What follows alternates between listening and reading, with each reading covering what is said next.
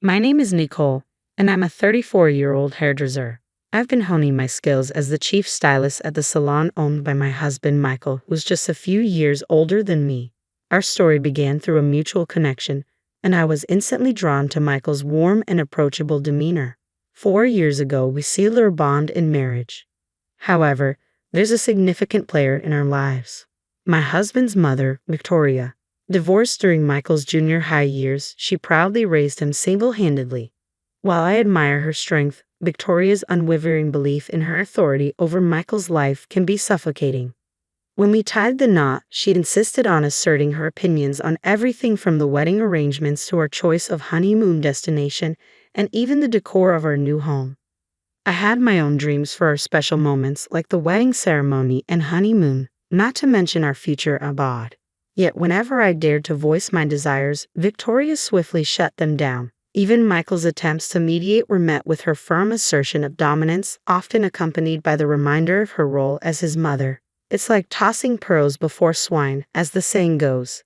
You don't need such an extravagant wedding dress. Honestly, if you're behaving like this now, I shudder to think about our future together. What kind of upbringing did your parents give you? With those words, she not only dismissed my preferences but also insulted my parents. It left me anxious about what lay ahead. My parents, ever the voice of reason, suggested, take a moment to reconsider.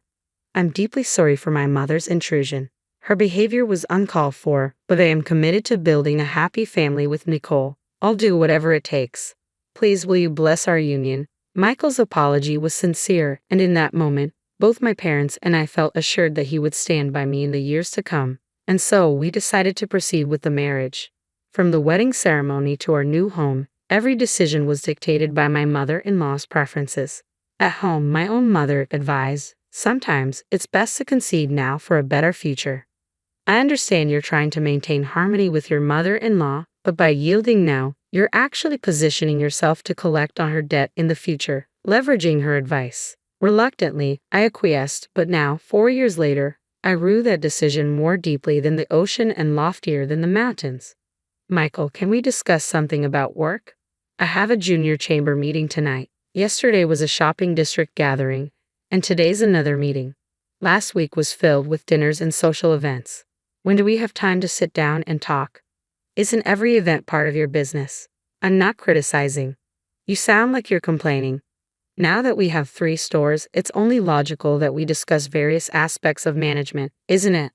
I've entrusted everything regarding the stores to you, Nicole. Your one commendable trait, without any formal education or prestigious family background, is your talent as a hairdresser. Thus, it's only natural for you to focus on boosting sales, right? So, why do you act like you need my input? Doesn't that seem odd? Here we go again. 4 years have passed since we launched our hair salon business from scratch. With the successful opening of our 3rd store and plans for a 4th by year-end, it's a significant milestone. However, as our business expands and Michael garners praise as a young entrepreneur, he increasingly regards me with disdain. I can handle him commenting on my education and background, but his constant belittling, criticizing everything from my appearance to my fashion sense, and even comparing me to rival stylists is just too much. What's worse, if I have to postpone a task he's asked for or don't respond to his messages right away, he gives me the silent treatment. During these times, he stays out late, disregards the meals I've prepared, and ostentatiously opts for takeout or convenience store sandwiches and coffee. He spends more time at his mother's place, even taking baths there. At first, I didn't know how to break through his silence. I kept cooking and preparing everything as if he would come home hungry and tired, even though I knew he wouldn't. I'd stay up late, anxiously waiting for him to return, uncertain of when he'd be back. Meanwhile, my mother-in-law would launch her verbal attacks. I always knew you weren't good enough for Michael, but I never imagined you'd be this incompetent. Why is he ignoring me? What have you done? Do you really have no idea? It's unbelievable. Are you mad at me for something I did? If Michael told you something, please tell me. It's pointless to talk to someone who's clueless about their own flaws, isn't it? With a laugh, she leaves me without an answer, after enduring his silent treatment for a while, just when I'm about to lose my patience. I'm home. Oh, I'm starving. What's on the menu tonight? He strolls in casually, as if nothing had happened earlier. I'm relieved he's speaking to me, but deep down, I dread being ignored again. Unconsciously, I find myself bending over backward to please Michael, catering to his every mood. It wasn't until Rebecca, a new stylist who joined the company this spring, pointed it out to me one day that I realized the extent of it all. That particular day, Michael was, as usual, ignoring me, skipping meals, and remaining silent. Not wanting the food I had prepared to go to waste, I packed his leftovers into a lunchbox and brought it to the store. While I was eating it for lunch, Rebecca approached me. "Hey, Nicole, did you make that lunchbox yourself?" Yeah. It's just some leftovers from yesterday, though. I don't mean to pry into personal matters, especially as a newcomer, but do you realize that Michael seems to be controlling you? What do you mean by control? What are you getting at? I might be overstepping, but isn't Michael completely ignoring you right now? Yeah, he is. I had a feeling something was off. I noticed him chatting and laughing with everyone else in the staff room but completely ignoring you. And that incident where he rudely brushed off your hand when nobody was looking, it was clear as day. And then there's that lunchbox, filled with just grilled mackerel and meat and potatoes. It's obvious you just packed last night's dinner leftovers, right? It's a far cry from your usual colorful, well-balanced lunches. After Rebecca's observations, memories of my mother's similar experiences flooded back. She went through the same ordeal before divorcing my biological father. Hearing Rebecca's story, I learned that her parents split during her freshman year of high school, with her father often subjecting her mother to the same silent treatment as Michael. It all began with trivial things, gradually escalating until it seemed like a switch had been flipped, and he completely shut her out. My mother endured countless tears. I see. In time, she began seeking my father's approval in everything, her once bright smile turning submissive. It was agonizing to witness. Rebecca explained that Michael's silent treatment was a tactic to control me, leaving me worried and insecure while he maintained a position of dominance, smirking all the while. Think about it. In a healthy relationship, if your partner is upset, you'd be concerned and hurt too. But people like Michael, they actually relish in seeing their partner distressed and vulnerable. It's sickening. After Rebecca's candid insight, I found myself losing the urge to panic as I once did, even amidst Michael's moodiness and his habit of ignoring me or my mother-in-law's persistent prodding. Instead, viewing the situation through that lens, I began to see only Michael's immaturity, his overwhelming self-centeredness, and my mother-in-law's unrelenting malice, with no attempts to rein him in. But it seemed they didn't appreciate my newfound perspective. The chilling silence from both Michael and my mother-in-law gradually became routine. He scarcely came home anymore, and when he did, he'd seclude himself in his room. He stopped appearing at both the store and the company, leaving me to handle everything alone. Then, on a day like any other, a rare day off for the store, I decided to thoroughly clean our house for the first time in ages. Usually I relied on the Roomba and Brava, but with the pleasant weather, I figured I'd tackle every nook and cranny for a change. Lost in thought, I began wiping the windows while my favorite music played from my smartphone. That's when Michael and my mother-in-law silently entered the house, unlocking the door with a click as they settled onto the living room sofa. As my husband and mother-in-law sat there, I decided to quickly brew some tea. What an inconsiderate wife you are. But can't we bid farewell to this type of wife soon? It'll be a breath of fresh air. That's what they remarked as I reluctantly prepared the tea and set it on the sofa table, feeling bewildered. You see, Michael is expecting a child now, so it's time for you to step aside and make a swift exit. We'll give you a grace period of about 2 weeks to vacate this apartment. And naturally, you'll need to resign from your job as well, without any severance pay, of course. That's what they declared. Michael is having a child? Does that mean he's been unfaithful? And I'm being asked to leave. I'm losing my job with no severance pay either. Though we were in a silent standoff as a couple, my mind raced with questions upon hearing this sudden news, struggling to process it all. The next wife will be quite different from you. She hails from a wealthy family, graduated from a prestigious women's college, and then trained in the beauty capital, Paris. You simply can't compete with her, so it's best to accept it now. She's 3 months pregnant, and I'm eager to provide her with security as my wife soon. Indeed, I'm looking forward to it. Without a doubt, a wonderful child will be born. They uttered whatever they please. So, if she's 3 months pregnant, does that mean the child is a product of infidelity? Yeah, and? Emily and I just met in the wrong order. We were truly connected by the red thread of fate. So, you want me to leave because you want to marry your supposed soulmate now? That's been the gist of it. You're a bit slow on the uptake. As I watched Michael and my mother-in-law's nonchalant demeanor, a headache began to throb at my temples. Finally, I mustered the strength to request some time alone to contemplate, asking them to leave. It seems it takes time to grasp things with a scattered mind like yours. We understand, they replied before retreating to my mother-in-law's quarters. Left alone, I found myself unable to resume cleaning and instead sank onto the floor. Yet amidst the dimness, I noticed my smartphone's screen illuminating with an incoming call. It was from Rebecca. Rebecca. Oh, Nicole, are you at home right now? Yeah, I am. With my brief response, Rebecca announced she was on her way over and promptly ended the call. About half an hour later, Rebecca arrived, her hands full with bulging eco bags. Sorry for barging in. I grabbed some random food and drinks for us, she announced cheerfully. After excusing herself to wash her hands, she swiftly arranged the deli food she brought onto the table. She fetched glasses from the kitchen, poured some craft beer, her newfound favorite, and declared, "Let's dig in before it gets cold," while handing me a spoon. Following her lead, I began to eat, savoring the fluffy omelette rice that filled my mouth. Tasty, isn't it? This place makes fantastic omelette rice, she remarked with a bright smile. I've brought a variety of things, so please take your time and enjoy them. It dawned on me that I had only had coffee and bread for breakfast, hardly constituting a proper meal. Despite being emotionally numb until then, hunger gnawed at me. It was a realization that struck me for the first time. We ate in silence for a while, and as we began to sip our beer, Rebecca brought up the safety group email from the boss, mentioning my departure from the store at the end of the month. I confided in her about my mother-in-law and Michael's demand for a divorce, followed by my decision to resign from the store.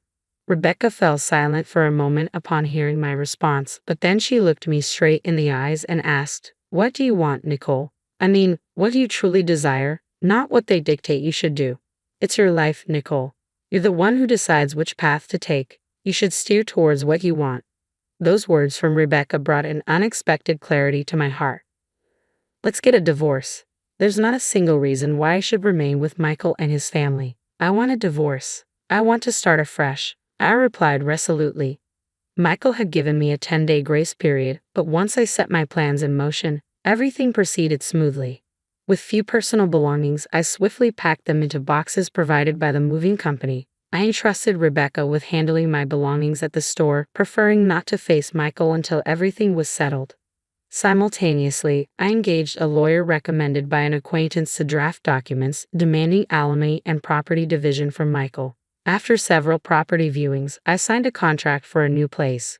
Once the move was complete, I had the lawyer send documents to my mother-in-law. Shortly after the letter arrived, my inbox flooded with line messages and emails from both my mother-in-law and Michael. Deciding to address matters formally, I proposed a meeting at the lawyer's office. As I waited at the lawyer's office, my mother-in-law, Michael, and a young woman entered, all wearing smug smiles. When the lawyer inquired about the woman's identity, my mother-in-law spoke up, introducing her as Emily, who would soon become Michael's wife after our divorce. They appeared delighted. Unfazed, I simply asked if they would agree to our demands. Without hesitation, they agreed, viewing it as severance payment. "Consider it compensation for your future," Michael added kindly. They handed over the specified amount in cash, sealed in a bank envelope.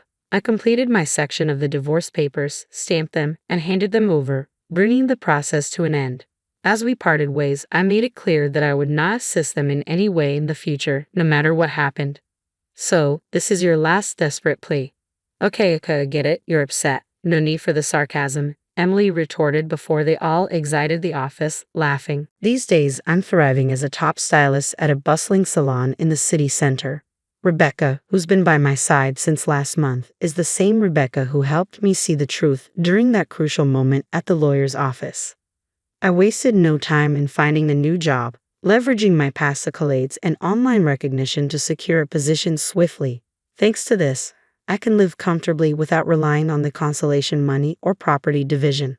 Plus, I've started seeing someone I met at a joint training session with the sister store of my current workplace.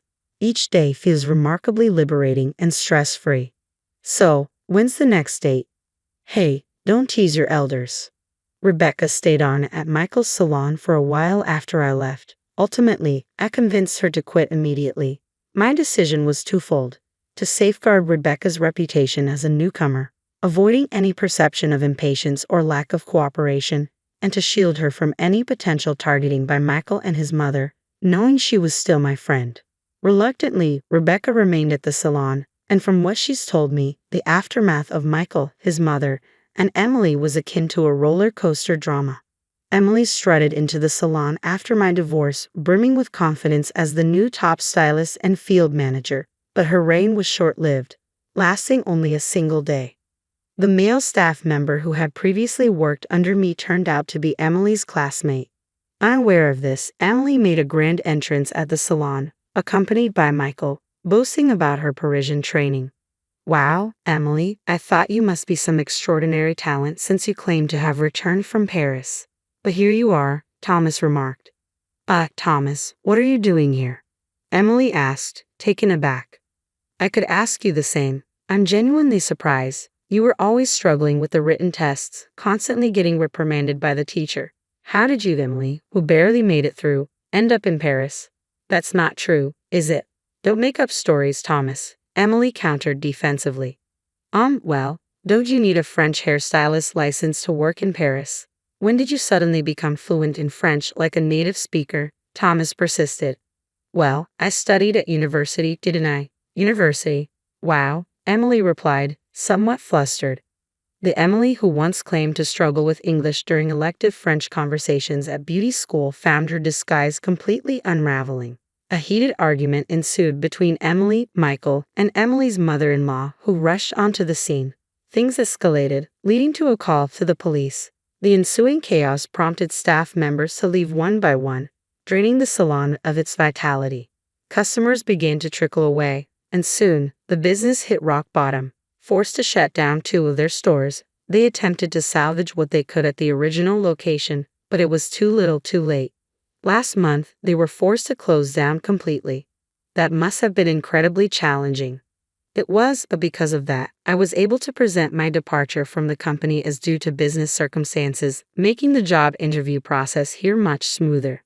I'm glad we're working together again, but why did you choose this salon? Naturally, it's to learn directly from Nicole's expertise. Got it. I'll make sure to train you thoroughly. Sometime after Rebecca changed jobs, a letter arrived from Michael and his mother, delivered through the lawyer handling our divorce. It seemed they had no other means to reach me after I severed all communication, and even my parents staunchly refused contact. The letter droned on about how they had been duped by Emily, revealing that she wasn't pregnant after all, and that her entire background was fabricated. Emily had absconded with everything valuable, leaving Thomas in the lurch shortly after they lost the salon and the apartment they had used as collateral. The letter concluded with a plea for my help, painting me as their only hope in their time of need. After skimming through the letter, I promptly called the lawyer who had passed it on to me. Please just let them know I'm not interested. There's no need to relay any more messages from them. And so, as Rebecca had assured me before, my life, charted in the direction I desired, was flourishing. I vowed never to allow another man to dictate my fate.